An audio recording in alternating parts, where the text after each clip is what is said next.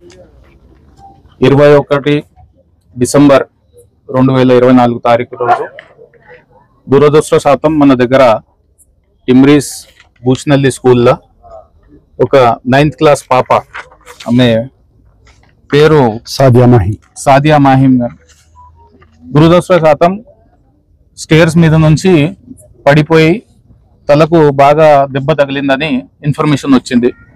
దాన్ని చూసుకొని ఇమీడియట్గా స్కూల్ వాళ్ళు కూడా పేరెంట్స్కి ఒక 1 అవర్ టైం తీసుకొని ఇన్ఫార్మ్ చేశారు. రెండోది సంగారెడ్డి హాస్పిటల్కి తీసుకెళ్లారు. అక్కడ నుంచి ట్రీట్మెంట్ కొంచెం ఫస్ట్ ఎయిడ్ లాగా చేసి ఇంకా కొంచెం వాళ్ళకు సుపీరియర్ ట్రీట్మెంట్ అవసరం ఉందని అర్జెంట్గా గాంధీ హాస్పిటల్కి పంపించడం జరిగింది. కాకపోతే ఈరోజు దాన్ని చూసుకొని వాళ్ళు ఎంత ప్రయత్నించినా కానీ మనకు పాప ఎక్స్పైర్ అయిపోవడం చాలా బాధాకరం. అది ఎక్స్పైర్ అయిపోయింది. చూస్తే మనకు ఆసిఫ్ గారి పాప, అతనికి 6 మంది ఆడపిల్లలే ఉన్నారు.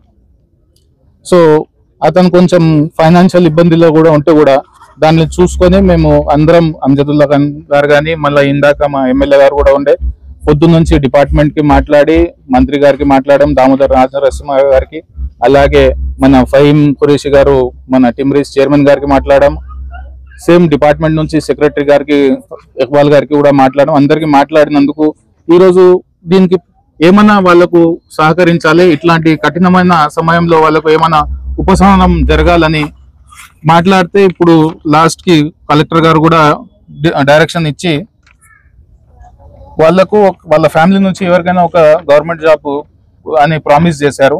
రెండోది వాళ్ళకు ఒక 2 BHK వాళ్ళకు ఇల్లు కూడా లేదు. అందరూ ఆడపిల్లలే ఉన్నారు, 6 మంది. దాంట్లో ఒక పాప ఇప్పుడు చనిపోవడం జరిగింది, పెద్ద పాప, ఇతనే ఆసిఫ్ భాయ్.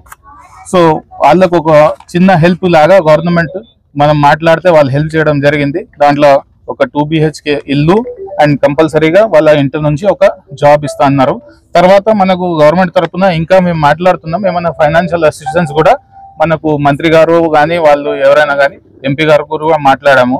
అతను కూడా ఏమైనా ఏ ప్రొసీజర్ ఉందో దాని ప్రకారం చేపిస్తాను కానీ హామీ ఇచ్చారు. Thank you.